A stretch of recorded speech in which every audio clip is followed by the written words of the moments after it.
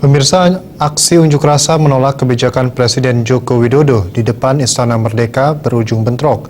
Dalam bentrokan tersebut, salah seorang pengunjuk rasa yang dituding sebagai provokator terpaksa diamankan polisi.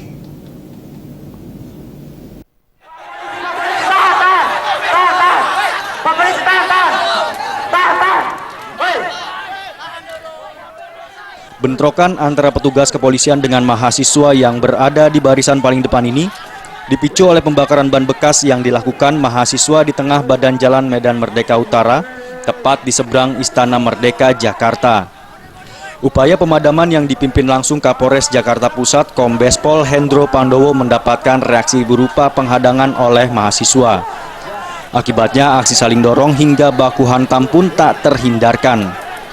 Salah seorang mahasiswa yang dianggap sebagai provokator terpaksa diamankan petugas.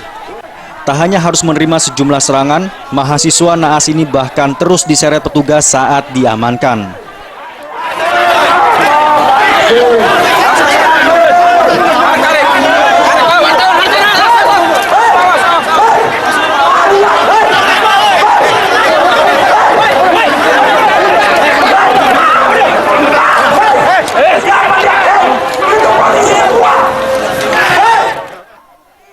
Bentrokan mereda setelah polisi yang jumlahnya jauh lebih besar daripada mahasiswa berhasil mengendalikan keadaan.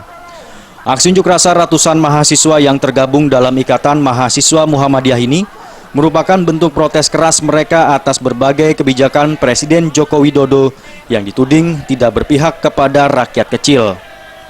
Mahasiswa mendesak agar Jokowi JK segera mundur dari jabatan mereka, lantaran dianggap tidak mampu membawa Indonesia kepada tingkat kesejahteraan.